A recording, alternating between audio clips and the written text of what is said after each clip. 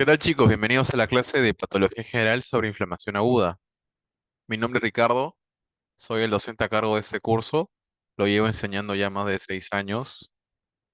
Vamos a ver sobre un tema muy importante en la primera semana y que viene muy frecuentemente en muchas preguntas del examen de primera unidad.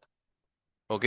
La inflamación aguda es una respuesta inmunitaria, forma parte de las respuestas inmunitarias del sistema inmunológico, que las causas en sí, como pueden ver, las principales son las infecciones, ¿ok? Que pueden ser infecciones bacterianas las que más predominan en inflamaciones agudas. Ya pueden ser inflamaciones también producto de infecciones por hongos, ¿sí? Pero las infecciones bacterianas son las más predominantes que me generan inflamación aguda. Pero no solo las infecciones, ¿ya chicos? Muchos se graban que solamente la infección me causa inflamación. Y eso no es así. Los infartos de un tejido producen inflamación. Ya vamos a ver por qué. l- Algún golpe fuerte, ¿sí? En alguna extremidad produce inflamación. Igual cuando uno se quema, genera inflamación. ¿Por qué? Porque estas tres cositas, ya, el infarto, los traumatismos, las quemaduras, ya chicos, desarrollan ya la liberación de antígenos o de sustancias celulares que se asocian a un daño. O sea, el cuerpo, si es que esas sustancias que se liberan en un infarto, en un trauma, una quemadura, lo va a detectar el cuerpo, lo va a detectar el sistema inmunitario. En cambio, las infecciones liberan sustancias más que todo externas, sustancias extrañas, sustancias de las bacterias. Y eso de ahí también van a ser detectadas por el sistema inmunitario. ¿Ok? Entonces, esas sustancias externas que se asocian a bacterias o a cualquier agente microbiano externo se conocen como PAMs. Ya son patrones moleculares asociados a patógenos microbianos. ¿Ok? En las siglas en inglés, PAMs. Ya, recordar, patrones moleculares asociados a patógenos microbianos. En cambio, como le decía, las sustancias celulares se conocen como DAMs, que son patrones moleculares asociados a daño celular. ¿Ok? Las siglas están en inglés. ¿Ya, chicos? Entonces, cuando existe una liberación de PAMs o liberación de DAMs, según la causa que hemos visto, va a haber un sistema inmunitario capaz de reconocerlo. ¿Ok? Y lo reconoce gracias a receptores, vale la redundancia, de reconocimiento. Esos receptores de reconocimiento se van a encontrar en macrófagos, ¿sí? O células dendríticas, ¿ya chicos? Que son células que abundan en el cuerpo y tienen la función de reconocer PAMs o DAMs, ¿ya?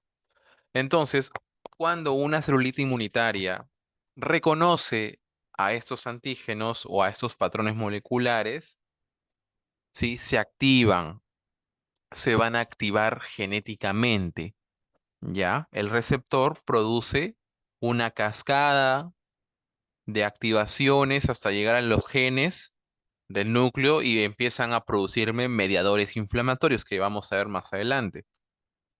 Y las empieza a liberar, ¿ok? Empieza a liberar mediadores inflamatorios y estos tienen muchos efectos comunes, que son la base, son el tronco, mejor dicho, de la inflamación, porque la raíz de la inflamación es lo que hemos visto hasta ahorita. Viene el tronco, ¿ok? Algunos mediadores inflamatorios de los macrófagos, de las células dendríticas, estimulan a otra celulita importante en la inflamación que se conoce como mastocito. Y el mastocito, a su vez, libera mayor mediadores inflamatorios.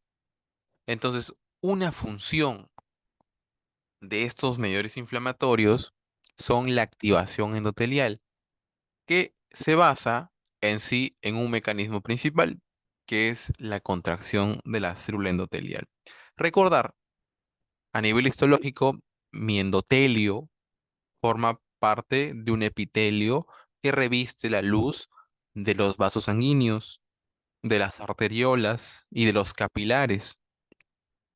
Este endotelio, chicos, es un epitelio plano, ¿sí? Que no deja que se escape o se fugue líquido. Cierra los espacios entre endotelio y endotelio. Pero ¿qué pasa cuando existen mediadores inflamatorios?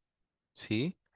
Estas celulitas que están produciendo mediadores inflamatorios en el sitio de la infección, en el sitio del infarto, en el sitio del trauma, necesitan apoyo, necesitan reclutar.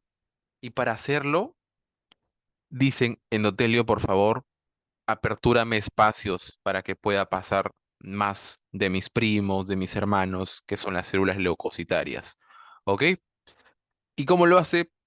Contrayéndose. Los mediadores inflamatorios contraen el endotelio y eso que produce que a nivel fisiológico ya aumente la permeabilidad de los capilares. ¿Qué quiere decir? Que aumente la salida del líquido. Es un efecto secundario al objetivo que quiero lograr, ¿ok? Es un efecto secundario.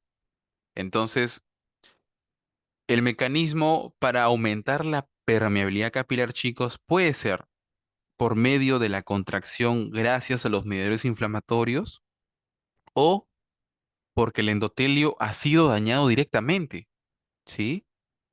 ¿Qué quiere decir? Un infarto también ha matado a la célula endotelial, un traumatismo, una quemadura, la bacteria ha invadido el endotelio y lo ha destruido, y ya ese daño se conoce como mecanismo directo. Y también como está dañada, aumenta la permeabilidad capilar porque se pierde su función que es no dejar de pasar líquidos al exterior del vaso. ¿Ok? ¿Cuál es el efecto en sí? Que es un signo de la inflamación, el edema. ¿Ok? El edema, chicos. Entonces, el aumento de la permeabilidad capilar lo que desarrolla es que se fugue, que se extravase, ¿sí? Que se salga líquido plasmático o líquido sanguíneo hacia afuera del vaso, llenándome, ¿sí? De volumen y acumulándose, que se conoce como edema. Recordar que el edema a nivel patológico tiene dos tipos, edema exudado y edema trasudado. El edema exudado, nunca se olviden, es el que se asocia a alteraciones de la permeabilidad capilar. Entonces, la inflamación, como se asocia con eso, ¿qué edema es? Exudado. ¿Por qué? Porque el edema exudado es un edema rico en proteínas, que es lo que se extravasa, en celulitas, ¿sí? En bacterias. ¿Ok? Es un edema sucio, en otras palabras. ¿Ya, chicos? ¿Qué otro mecanismo me dan los mediadores inflamatorios? Que las arteriolas las vasodilaten, como yéndose al músculo liso de la túnica media de los vasitos y haciendo relajación de los músculos o miocitos lisos. ¿Ok? Así desarrolla vasodilatación y que aumente el flujo hacia la área inflamada o hacia el área con la lesión. ¿Ok? Aumenta el flujo. Ya, chicos, eso se conoce como hiperemia con H, Hiperemia. ¿Ok? Hiperemia. Ya, activa. Ese es el nombre del aumento de flujo gracias a la vasodilatación. Hiperemia activa. ¿Ya? Entonces, otra función, ¿sí? De los mediadores inflamatorios es que además de contraerme el endotelio, hacen que el endotelio empiece a producirme en su superficie moléculas de adhesión, ¿ya? Moléculas de adhesión y moléculas que me atraigan glóbulos blancos, ¿ok? Moléculas que me atraigan glóbulos blancos hacia el endotelio y que el endotelio adhiera, ¿sí? Las tenga ahí agarradas para que ellas puedan atravesar los espacios en donde ellas se han contraído. Y así estos glóbulos blancos puedan llegar al sitio de la lesión y apoyar a sus hermanos, primos y tíos. ¿Ok? Entonces, esto se conoce como reclutamiento leucocitario. En otras palabras, estamos en una guerra. Ya está reclutando el cuerpo, ¿sí? Y alistando, preparando en la médula ósea a los leucocitos que salen, ¿sí? A la guerra, ¿ok? Entonces, cuando estos nuevos leucocitos que han provenido de la sangre y han llegado al sitio de la lesión, porque han sido llamados, al llegar van a reconocer y van a empezar a fagocitar, ¿ok? Entonces, ¿qué va a pasar? Si la fagocitosis ha sido exitosa, o sea, se ha eliminado completamente bacterias, restos de las celulitas muertas, ¿sí? Lo que va a pasar es que empieza a haber un estado antiinflamatorio, o sea, dice el cuerpo, ok, ya terminó la guerra, hay que reparar la ciudad, hay que reparar la lesión o el sitio donde hubo la guerra, ¿no? Y empieza la reparación, que es otro tema de patología. Pero ¿qué pasa? ¿Sí? Si el agente causante es difícil de fagocitar, es imposible, la celulita no puede. Entonces, esa persistencia hace que la celulita pida ayuda más especializada, pida ayuda a los linfocitos, ya no solo a los neutrófilos, ni tampoco a los monocitos, sino ya ayuda mucho más especializada. Y esa ayuda especializada conlleva a una inflamación crónica en el tiempo, ¿sí?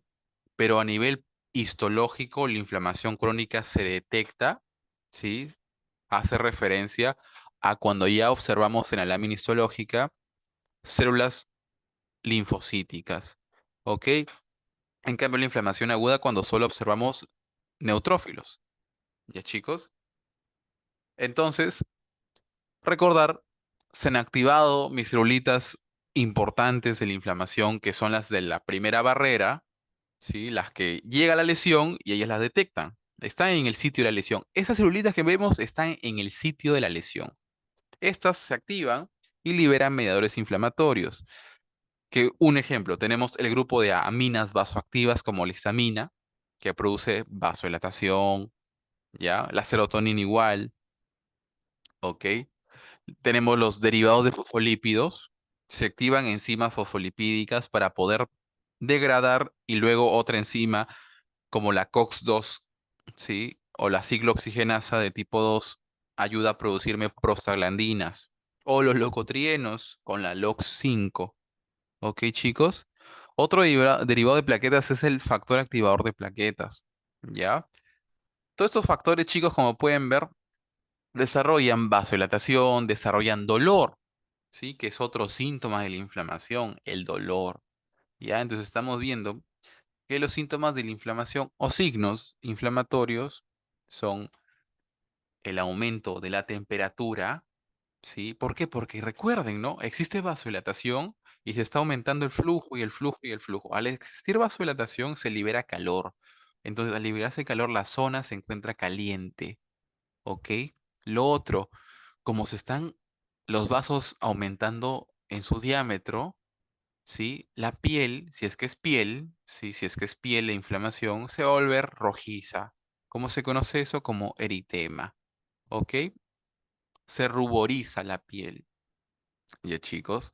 Entonces, ya tenemos otro signo de la inflamación, eritema, ¿ya? Y luego viene el dolor, que el dolor a la palpación o un dolor en reposo. El paciente siente dolor en la zona de la inflamación, ¿ya, chicos?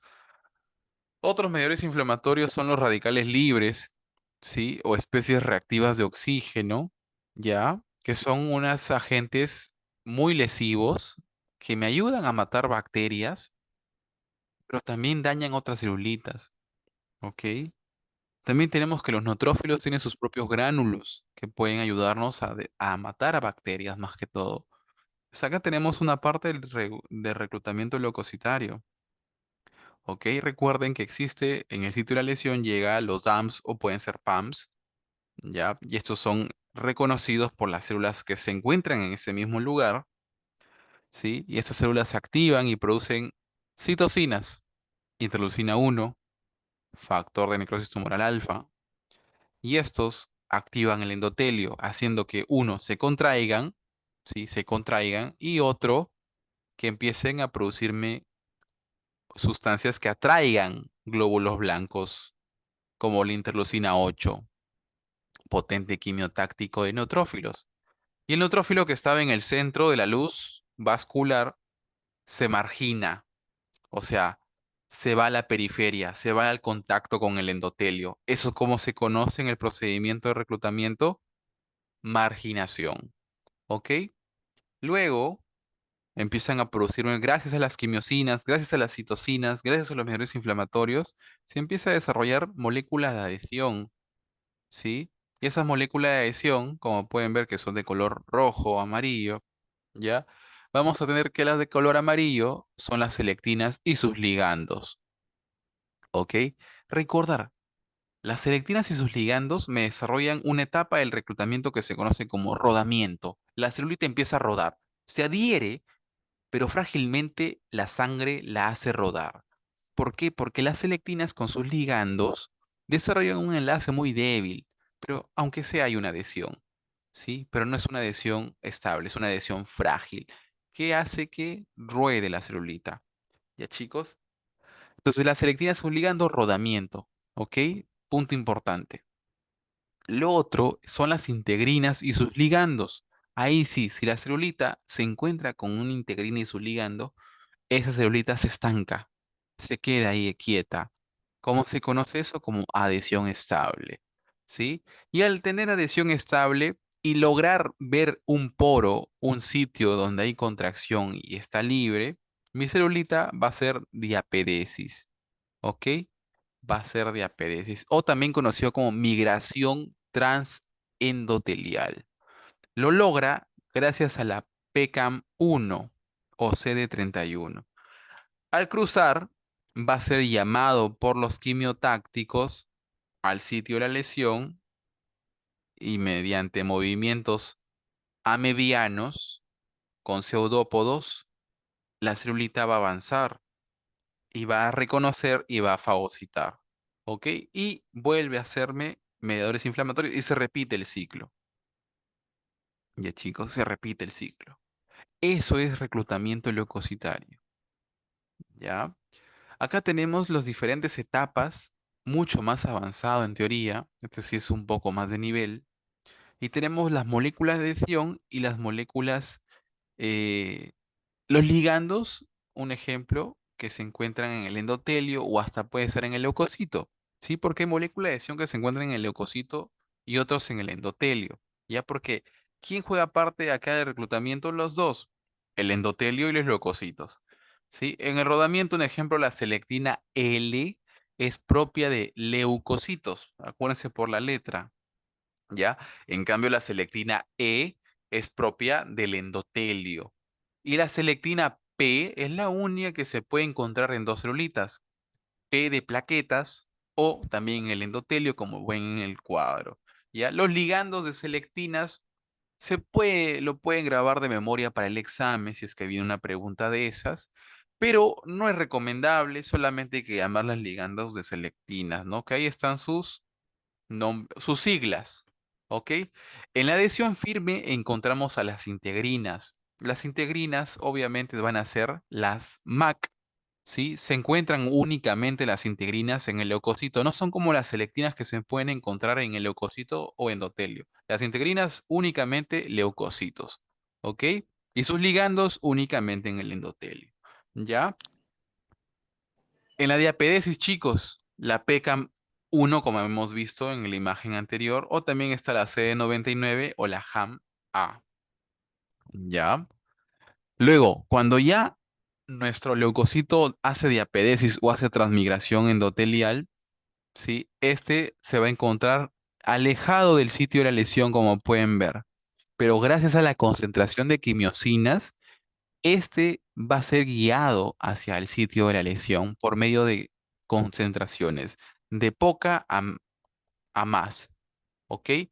El leucocito va a ir de poco a más concentración de quimiosinas. ¿Cuáles son las quimiosinas más importantes? El leucotrieno B4, la C3A, la C5A del complemento, ¿ok? Esas son las principales. ¿Ya, chicos? Entonces mi leucocito o principalmente neutrófilo va a ir desde lo periférico hasta el sitio de la lesión gracias a las quimiosinas. Al llegar al sitio de la lesión, empieza la primera etapa de reconocimiento. El reconocimiento puede ser directo mediante receptores, ¿sí? O puede ser indirecto con ayuda de opsoninas. ¿Cuáles son las opsoninas que nos dice el libro? La C3b y las inmunoglobulinas de tipo IgG, ¿ok? Inmunoglobulina de tipo G. Ya, y las C3b son las opsoninas que nos van a ayudar a identificar qué bacterias van a morir a manos de los leucocitos. O que el leucocito detecte de frente, ¿no? ¿Ya? Luego de eso viene el atrapamiento. El leucocito forma un fagosoma y luego un fagolisosoma. Y en el fagolisosoma va a haber el mecanismo de destrucción. En el mecanismo de destrucción tenemos mecanismos independientes de oxígeno y dependientes de oxígeno. Los dependientes de oxígeno son las especies reactivas de oxígeno, pues como dice su nombre, que dependen de la formación de superóxido, hipoclorito, gracias a la enzima nadoxidasa que depende mucho del oxígeno. En cambio, tenemos otros mecanismos de destrucción independiente, ¿sí? Tenga un oxígeno la celulita, puede destruir una bacteria gracias a enzimas lisosomales que se encuentra en los gránulos de los neutrófilos. ¿Ok, chicos? Entonces, como pueden ver este resumen del Robbins, que es el libro base para patología, tenemos que una lesión, que puede ser un infarto, una infección bacteriana, algún traumatismo, me desarrolla inflamación aguda. ¿Ok? La inflamación aguda, lo más importante es saber las tres etapas, perdón, las dos etapas, cambios vasculares y el reclutamiento leucocitario predominantemente neutrófilos. ¿Ok? Y las funciones de cada mediador inflamatorio. Eso es lo que recomiendo saber muy bien con respecto a inflamación aguda. Como les digo, si la inflamación aguda progresa porque persiste el antígeno causal, desarrolla una inflamación crónica, que es otro tema. ¿Ok? En cambio, si es que se recupera totalmente y se elimina el agente causal, empieza la resolución y reparación del tejido donde fue la guerra. ¿Ok? Otro punto es saber cuáles son los efectos sistémicos de la inflamación aguda y cuál es el mecanismo. La fiebre, chicos, la fiebre va a ser producida por pirógenos endógenos. Los pirógenos endógenos tenemos a la interleucina 1 y al factor de necrosis tumoral alfa. Estos, como pueden ver, se producen en las células inmunitarias y estos pirógenos o citocinas van hasta el hipotálamo a estimularme la elevación de la temperatura central. ¿Ok? ¿Cómo lo hacen? Gracias al aumento de la prostaglandina E2. Ya, chicos, con eso logran el aumento de la temperatura y el término de fiebre. ¿Qué más? La interleucina 6 va a producirme en el hígado, la interleucina 6, que también se produce por células inmunitarias, va a ir hacia el hígado y estimula a la creación de proteínas de fase activa. ¿Ok? O también llamado biomarcadores de fase aguda de la inflamación. Ahí tenemos a un ejemplo importante, la proteína C reactiva. Sí, la proteína C reactiva es un tipo de opsonina. Recuerden que hemos visto opsoninas que ayudan a la fagocitosis. ¿Ok? ¿Qué más? El fibrinógeno va a estar elevado. Y con eso, otro biomarcador importante, pero no tan usado, que es la BCG, la velocidad de eritrosegmentación. Esa famosa BCG va a estar elevada en las inflamaciones. ¿Ok? Ya, chicos. Otro que he puesto aquí también es la hepcidina. La hepcidina es una proteína que forma parte importante del metabolismo del hierro. ¿Por qué? Porque recuerden que el hierro se produce a nivel endógeno gracias al consumo dietético y también a la destrucción de glóbulos rojos. Entonces, cuando se destruyen glóbulos rojos, ya, la hepcidina, ¿sí? Lo que va a hacer es que el hierro sérico disminuya. Ya es un punto importante. La hepcidina disminuye el hierro. ¿Por qué? Porque el hierro es un importante cofactor, ya chicos, un importante cofactor en las enzimas bacterianas. Entonces, si no hay hierro, las enzimas bacterianas se detienen. Para eso sirve la hepsidina. Igual, la hepsidina es un manejo sistémico que hace el cuerpo. En cambio, la lactoferrina es local, solamente en el sitio de la lesión disminuye el hierro. Ya saben el por qué. ¿Ok? Con respecto al hemograma o a la respuesta leucocitaria, en una inflamación aguda es muy común que haya leucocitosis y varía según la bibliografía la definición, que puede ser mayor de 10.000 o mayor de 12.000 células por microlitro o por milímetro cúbico. En infecciones bacterianas va a haber leucocitosis, pero además se agrega una predominancia en los neutrófilos que se conoce como neutrofilia. ¿Ok? Recordar también, chicos, que los neutrófilos tienen diferentes estadios, pero nos importa dos. Ver la diferencia de segmentado y abastonado.